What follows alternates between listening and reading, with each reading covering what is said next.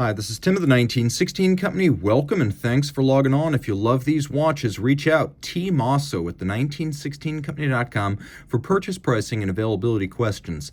Officially, this is going to be a review of the watch on the left, the rose gold Bethune DB8 Chronograph, but due to the frequent confusion by many of these two models, the DB8 on the left, the DB1 on the right, I thought it would be fun, since both are on hand, to also compare and contrast them as we discuss the DB8, and there are quite a few differences. So let's talk about the DB8 first. This is a model launched 1 year after the 1. The 1 came out in 2002, the 8 came out in 2003. Every version of the DB8, rose, yellow, white gold, and platinum, you're talking 26 pieces constructed. So in the early days of Bethune, production was generally characterized by batches of dozens per year rather than hundreds. So this is very exclusive. The watch is 40 millimeters in diameter. You can see in profile, it's almost a lugless watch. It's only 45.3 from lug to lug, so 42 in diameter, but only 45.3 lug to lug, so it's almost a perfectly round watch. And then it's 9.3 millimeters thick with a 22 millimeter spacing between the lugs. On the wrist, my wrist is 16 centimeters, it wears well. This strap is not broken in, so it's a bit stiff. I'm gonna have to pull it tighter than I normally would, but rest assured this watch will wear well on a wrist as small as 14 centimeters circumference. And down the barrel, you can really see that. Even pulling the strap tight, you can see the lugs are nowhere near the edge of my wrist, and it's nice and flat, so it will easily fit underneath a tight sleeve or dress cuff. Here's your over-the-top shot, which always exaggerates the width of the watch. Now, the watch here has a combination of gator and calfskin. This is a Jean Rousseau strap. This may actually be synthetic gator, and there's a reason for that. When we ship watches between countries and across oceans, we generally use synthetic gator for transit because it is a controlled species.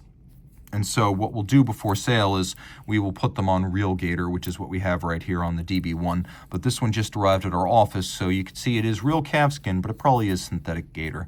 Take a quick look on the bottom. You may wonder, what is this relationship between Jean Rousseau and Bethune? Well, this is synthetic gator, but the relationship is a real one. Jean Rousseau makes the OEM straps for Bethune and also, frankly, for FP Journe. So high-end straps made for high-end brands. That's Jean Rousseau. If you wish to keep it on synthetic gator for any reason, we can leave it on that.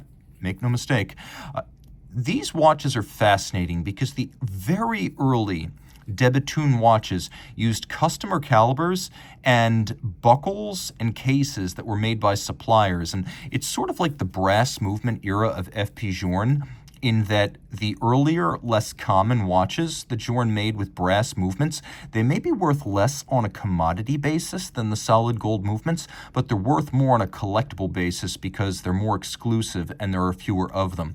And that's how these early Bethunes are. The customer cases and calibers and supplier-provided dials make these things a lot scarcer, and a beautiful sort of document of the company's early years. So this watch, of course, is very different than the DB1, but one regard in which they're very similar, if you go around back, they both have a version of the manual wind column wheel oscillating pinion chronograph developed by Denis Flageolet, later of Bethune, and FP Journe, later of Montre-Journe, when they were partners in a business called THA in the 90s. Now, this movement is most famous for appearing in the CP series Cartier Tortue Monopusher, but it was later purchased back by Denis Flageolet so he could use it in his first watch, the DB1. And with some modifications, it finds its way into the DB8.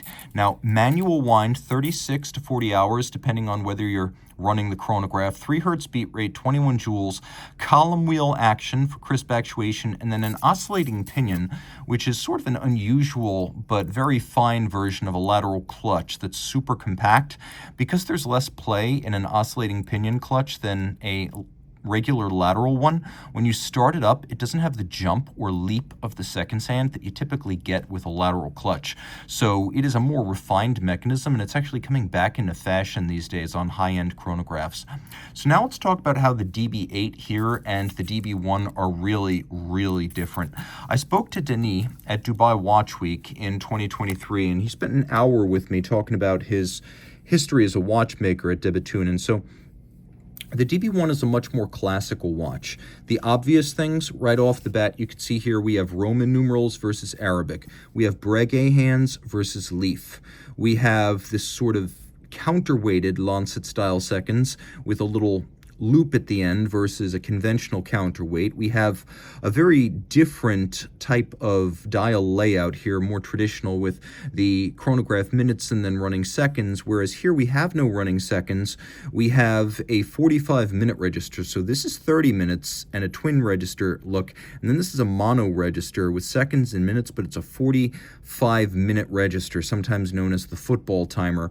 You can see that there really are quite a few differences on the dials, the numerals, the hands, including the seconds hands, the registers.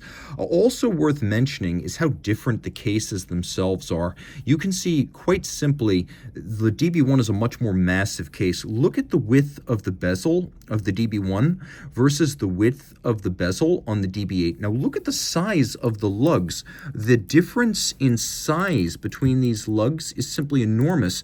The cabochon type lugs are the same shape but vastly different in scale, and that is super important to emphasize. There are also some differences in measurements here.